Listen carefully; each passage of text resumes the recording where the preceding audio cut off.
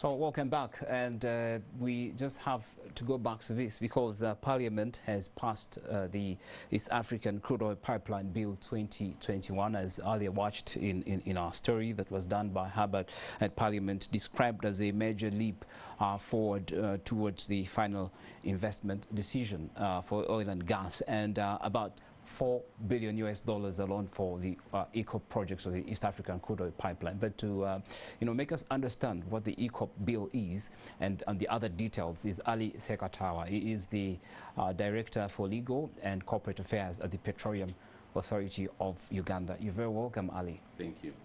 Great. So I saw the minister in Dar es Salaam, promising the private sector on both ends, saying the moment we pass this bill, Honorable Ruth Nankabira, the moment we pass this bill, and both the presidents were looking on and the private sector, of course, he says we will be really set for big things. But first of all, for viewers who may not really understand what this bill is about, bring us up to speed. Okay, the EACOP Special Provisions Bill was a bill that was agreed in April 11th between the government of Uganda and the government of Tanzania. Once we signed, when the two presidents signed, we agreed that we should do an enabling law to enable the project, because the pipeline is going to be a single integrated project from Hoima to Tanga. And therefore, the laws we had before, we are looking at territorial sides, the laws of Uganda and the laws of Tanzania. So this law was agreed. Tanzania went and did their law in August.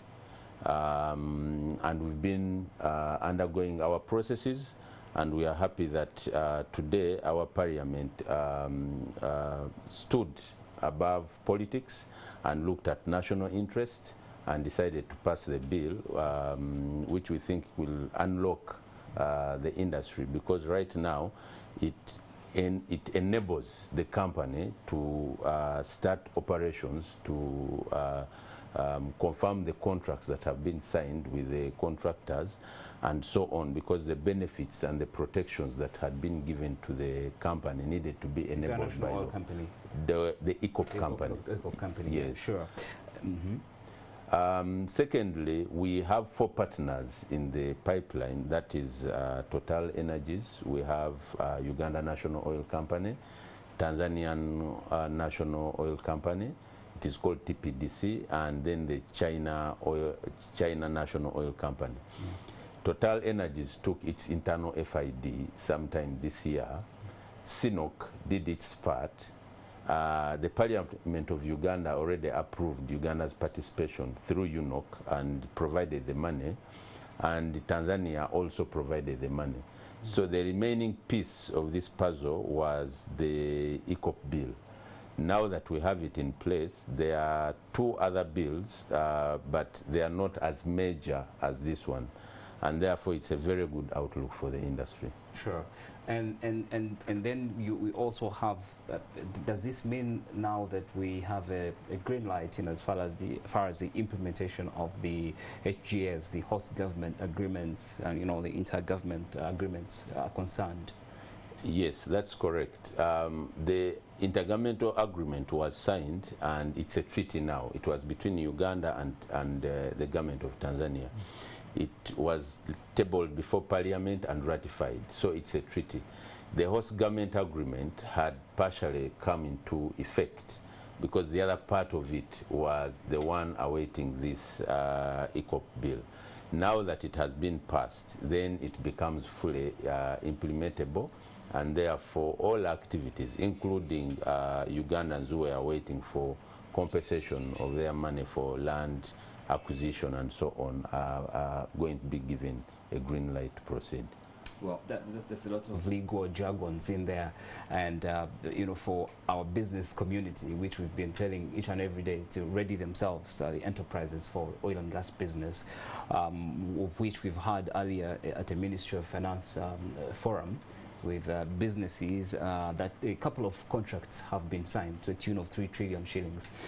What does this mean to them in terms of local content? Are policies well enshrined, to give the private sector an advantage? Tanzania seems to have solidified, its local content, as you may know. So what does this mean to the private sector? What would you say to the businesses out there? I think we are actually more prepared than Tanzania, and our policy framework is very strong and robust. That's why when we went to Parliament, we explained, and Parliament has been able to agree that the enhancements we are bringing to the EACOP Bill on national content will be very positive. Two, the contracts, yes, most of what we call Tier 1 contracts have been awarded, and these Tier 1 are the big first level contracts, like manufacturing of line pipes. These are huge line pipes for 1,445 kilometers. Both countries acknowledge that this is not something that can be done here, and therefore the orders for them have been made in the respective countries.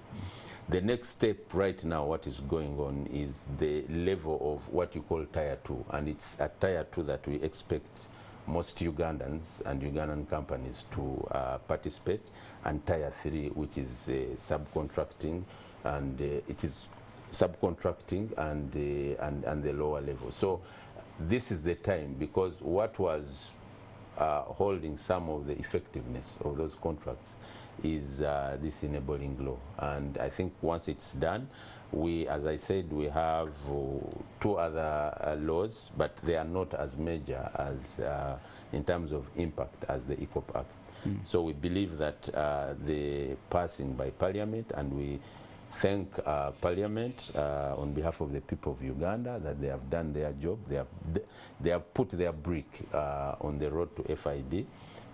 If there is further consideration of the remaining bills, then everything should be going fine.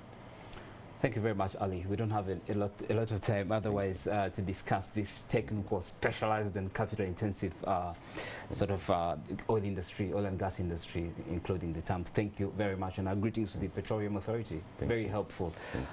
Well, and thank you very much for that. And we can follow more on the Petroleum Authority website to know which companies, for instance, are in the database and how you can, register as well.